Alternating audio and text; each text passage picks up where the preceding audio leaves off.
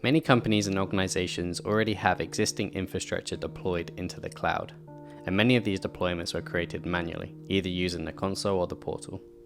There are a number of reasons why these could have been deployed manually, but whatever the reason, there has been a shift in the industry into making infrastructure deployments automated, as it provides a number of benefits to the business. These benefits include reduced cost, which is usually in a time saving, lower the risk of human error, consistency and repeatability, eliminate configuration drift, improve security in the use of modules, and accountability. So how can we take an existing environment in Azure and create an exact replica and build that in Structura?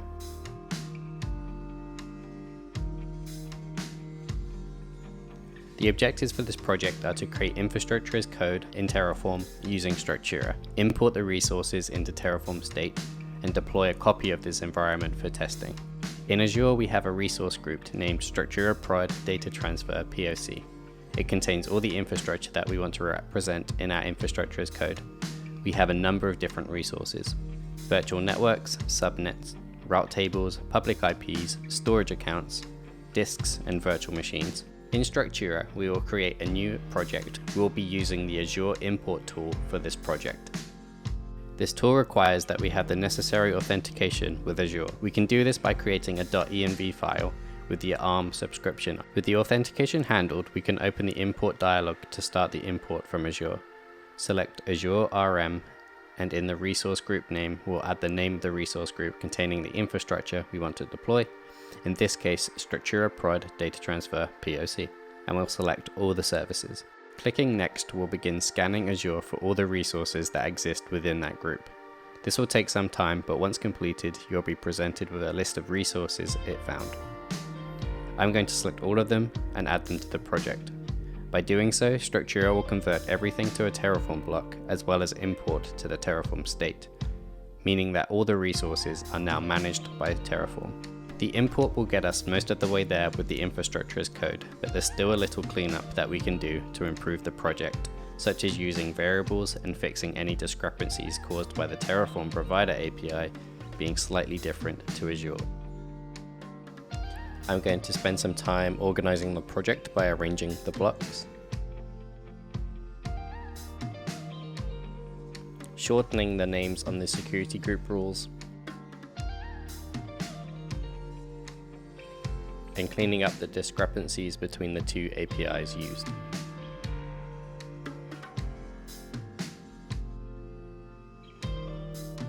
Add a variable for the virtual machine password.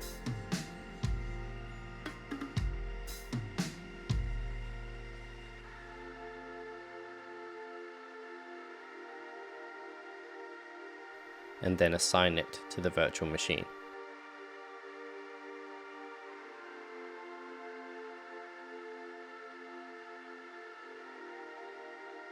I'm going to add a network security group and then link all of the rules to the group.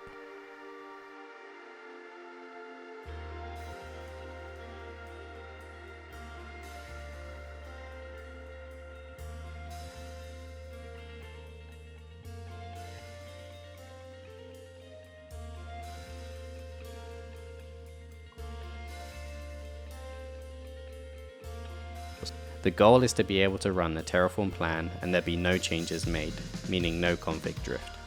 This completes objective 1 and 2 of the project, and now we have to deploy this infrastructure into a new resource group. We can open up the workspace menu and create a new workspace called dev. However, it's still pointing to the original resource group instead of our dev resource group. We can create a new block with a resource group property and assign it a join function. In the join function, we specify how we wish to join an array of strings using a separator. For the first item, we'll put Structura. The second, we'll add a condition.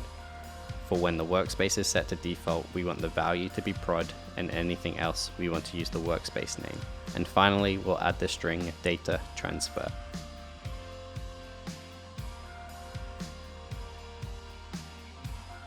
With the locals block created, I will now use find and replace to update any reference to the old resource group to now use the local block. In total, I spent about 10 to 15 minutes cleaning up the project.